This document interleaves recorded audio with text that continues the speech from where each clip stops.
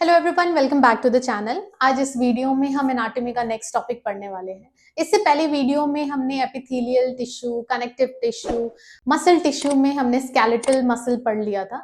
आज इस वीडियो में हम स्मूथ मसल और कार्डियक मसल पढ़ेंगे। ओके, तो बोर्ड पे मैंने ऑलरेडी विद डायग्राम लिख दिया है कि स्मूथ मसल क्या होते हैं और कार्डियक मसल क्या होते हैं।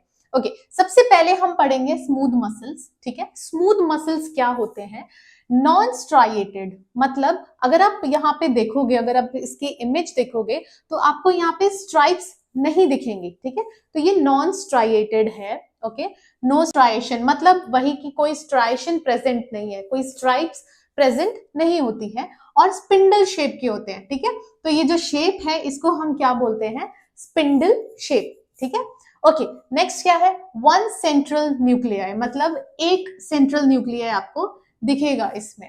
Okay, and it is unbranched, यहाँ पे कोई भी आपको ब्रांचेस नहीं दिखेंगे। जैसे यहाँ आपको ब्रांचेस दिख रहे हैं वैसे यहाँ पे आपको कोई भी ब्रांचेस नहीं दिखते हैं। ओके, नेक्स्ट है इनवॉलेंट्री मसल। अब जो स्मूथ मसल है वो क्या होता है? Involuntary muscle. जैसे हमारे जो इंटरनल ऑर्गन्स हैं उनमें स्मूथ मसल प्रेजेंट होता है, उनका जो भी काम चल रहा है वो काम वो खुद करते हैं, जो भी उनका प्रोपेलिंग प्रॉपर्टी होता है। प्रोपेलिंग का मतलब आगे चीजों को फॉरवर्ड करना। ठीक है, प्रोपेल करना। तो वो जो प्रॉपर्टी है वो मेंटेन रहती है, चाहे हम जगे हो, सो रहे हो या हम कोई भी काम कर रहे हो। ठीक है, इसीलिए ये क्या है? इनवॉलेंट्री। इनवॉलेंट्री एज इन हम उसे कॉन्शियसली कंट्रोल नहीं करते हैं। ओके, नेक्स्ट आता है ऑटोमेटिसिटी। ठीक है, अब ऑटोमेटिसिटी क्या होता है?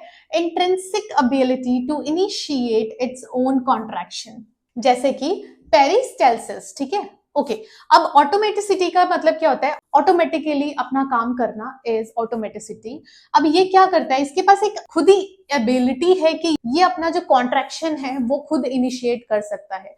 जैसे आपने देखा होगा, हम जब भी खाना खाते हैं, ठीक है, तो स्टमक से वो आगे क्यों जाता है या इंटेस्टाइन से वो आगे क्यों जाता है? वहां पे एक मूवमेंट होती है, उसको हम बोलते हैं पेरिस्टालसिस। ठीक है, आप जब भी आगे डायरिया पढ़ोगे या आपने अगर डायरिया का भी पढ़ा हो, डायरिया की डेफिनेशन पढ़ी हो, तो वहां पे आता है कि पेरिस्टालसिस मूवमेंट जो होता है वो इंक्रीज हो जाता है। ओके, पेरिस्टालसिस का मतलब क्या है? सपोज ये मसल्स हैं, है ना, और इसमें ऐसे वेव मूवमेंट आ जाए। ठीक है, अब वेव मूवमेंट का मतलब क्या होता है? जो भी चीज यहां होगी कॉन्ट्रैक्शन कर करके इसको आगे भेजना। ठीक है, उसको आगे प्रोपेल करना, उसको हम क्या बोलते हैं? पेरिस्टालसिस। ठीक है, पेरिस्टालसिस। ओके, इसके एग्जांपल्स क्या है? स्मूथ मसल कहां कहां प्रेजेंट होते हैं? यूरेटर में, डक्ट ऑफ ग्लैंड्स, तो जितने भी ग्लैंड्स होते हैं, ओके, जो भी हार्मोन या फिर एंजाइम सिक्रीट कर रहे हैं, तो वो जो डक्ट वाले ग्लैंड्स, उनके जो डक्ट होता है उसमें भी स्मूथ मसल होता है। अब ये डक्ट क्या है? डक्ट एज इन पाइप, और पाइप से कोई भी चीज आगे बढ़ाने के लिए स्मूथ मसल जरूरी है, क्योंकि जैसा हमने पढ़ा वो प्रोपेलिंग प्रॉपर्टी उनके पास होती है। कोई भी कंटेंट अगर उनके पास है तो उसको आगे बढ़ाएंगे। ओके, नेक्स्ट आता है elementary tract. Elementary tract as in जो हमारा जीआई ट्रैक्ट है, और उसके बाद यूरिनरी ब्लैडर एंड यूट्रस। ठीक है, तो यूट्रस भी जो एग्स हैं उन्हें आगे फॉरवर्ड करते हैं, तो वहां पे भी स्मूथ मसल्स होते हैं, और यूरिनरी ब्लैडर में भी। ओके, जैसा मैंने ये बोला था, smooth muscle has propelling content, जो भी कंटेंट हमें भेजना है आगे, तो प्रोपेलिंग प्रॉपर्टी मतलब कोई भी कंटेंट होता है उसको वो आगे भेजता है। ओके, तो ये था अबाउट स्मूथ मसल। नेक्स्ट हम पढ़ते हैं कार्डियक मसल। तो कार्डियक मसल क्या है? Only found in heart wall, जिसको हम मायोकार्डियम बोलते हैं। अब मायो मतलब मसल हमने पढ़ा था, है ना, मायो मतलब मसल और कार्डियम मतलब हार्ट। ठीक है, तो मायोकार्डियम मतलब जो कार्डियक मसल है उसको हम क्या बोल रहे हैं? मायोकार्डियल, और ये कहाँ प्रेजेंट होता है? हार्ट में। ठीक है, ओके, नेक्स्ट आते हैं इनवॉलेंट्री। कार्डियक मसल है, कार्डियक जो हार्ट है हमारा वो खुद ही पंप करता है, मतलब कॉन्ट्रैक्ट करता है, रिलैक्स करता है, तो वो भी क्या मूवमेंट है? इनवॉलेंट्री मूवमेंट है, उसमें हमारा कोई भी कंट्रोल नहीं है, कॉन्शियस कंट्रोल नहीं है।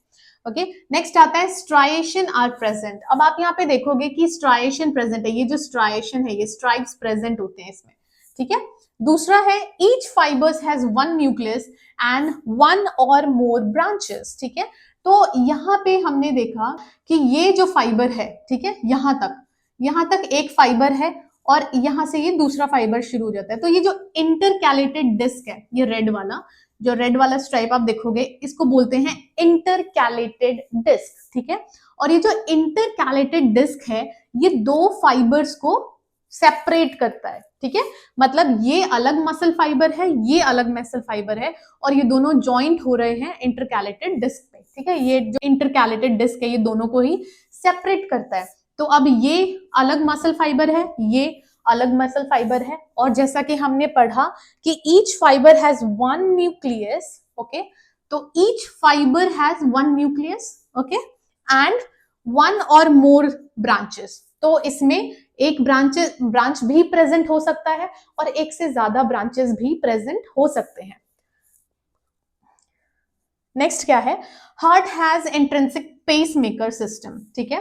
अब जैसे हमने यहाँ पे पढ़ा था कि intrinsic ability to initiate its own contraction, मतलब जो स्मूथ मसल्स होते हैं वो खुद ही कॉन्ट्रैक्शन या रिलैक्सेशन कर सकते हैं, वैसे ही हार्ट के पास अपना खुद का एक पेसमेकर होता है। अब ये पेसमेकर सिस्टम क्या करता है, beats in coordinated manner without external nerve stimulus, ठीक है। मतलब कि हार्ट को एक्सटर्नल नर्व स्टिमुलेशन की जरूरत नहीं है कॉन्ट्रैक्शन या रिलैक्सेशन करने के लिए, उसके पास एक इनबिल्ट पेसमेकर सिस्टम होता है जिसको हम एसए नोड या एवी नोड बोलते हैं। अब जब हम कार्डियक पढ़ेंगे, जब हम हार्ट पढ़ेंगे तो वहां पे मैं आपको एक्सप्लेन करूंगी। तो उसके पास खुद ही इंपल्सेस क्रिएट करता है, जनरेट करता है, पूरे हार्ट में वो इंपल्सेस जाते हैं और उसके वजह से कॉन्ट्रैक्शन और रिलैक्सेशन होता है। इसीलिए हम यहाँ पे क्या बोल रहे हैं, इंट्रिंसिक पेसमेकर सिस्टम, ओके। मतलब बार बार ब्रेन से नर्व इंपल्स नहीं आता है कि अच्छा अब तुम्हें कॉन्ट्रैक्ट होना है, तुम्हें रिलैक्स होना है, ठीक है। वो हार्ट के अंदर ही दो नोड्स ऐसे प्रेजेंट है जो कि इंपल्सेस क्रिएट करते हैं, ओके। एक और पॉइंट है, वो है ये इंटरकैलेटेड डिस्क के बारे में। मतलब हम ये बोल सकते हैं कि ये अलग अलग क्यों नहीं है, इस इंटरकैलेटेड डिस्क की क्यों जरूरत है। अब कार्डियक मसल क्या है, कार्डियक बहुत लोड उठाता है ना, ब्रेन और हार्ट ये दोनों का सिंक बहुत ज्यादा जरूरी है। अगर हार्ट में एक सेकंड, एक मिली सेकंड की भी देरी होती है तो बहुत कुछ बदल सकता है, ठीक है। It is connected so that impulses can pass quickly. अब यहां से इंपल्स जल्दी पास हो पाएगा, इसीलिए ये कनेक्टेड है। अगर ये थोड़ा सा भी दूर रहेंगे, मतलब अगर यहाँ पे डिस्टेंस आ जाएगा, सपोज ये डिस्टेंस है, ठीक है, तो अब यहां से पास होने के लिए एक अलग मीडियम चाहिए होगा।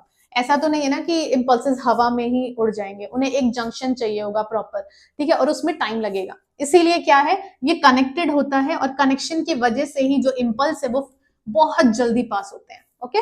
तो ये रीजन है कि ये दोनों आपस में कनेक्टेड क्यों होते हैं, ओके। तो ये था about smooth muscle and cardiac muscle. इसके बारे में थोड़ा थोड़ा और हम पढ़ते जाएंगे जब हम बाकी ऑर्गन्स पढ़ेंगे, जैसे हार्ट पढ़ेंगे, या यहाँ पे जब हम जीआई ट्रैक्ट वगैरह पढ़ेंगे तो वहां पे और अच्छे से समझ में आ जाएगा कि क्यों, मतलब स्मूथ मसल्स का एग्जैक्ट क्या काम क्या हो रहा है, या कार्डियक मसल का एग्जैक्ट काम क्या हो रहा है, ओके। तो this is all about smooth muscle and cardiac muscle. उसकी डायग्राम्स भी यहाँ पे है। अगर आपको डायग्राम चाहिए तो आप मुझे कमेंट करके बता देना, मैं अच्छी सी डायग्राम भी ऐड कर दूंगी। आज के लिए इतना ही। अगर ये वीडियो अच्छी लगी तो वीडियो को लाइक करें, चैनल को सब्सक्राइब करें, और कोई भी डाउट या फिर रिकमेंडेशन है तो आप मुझे कमेंट करके बता सकते हैं। Thank you so much for watching.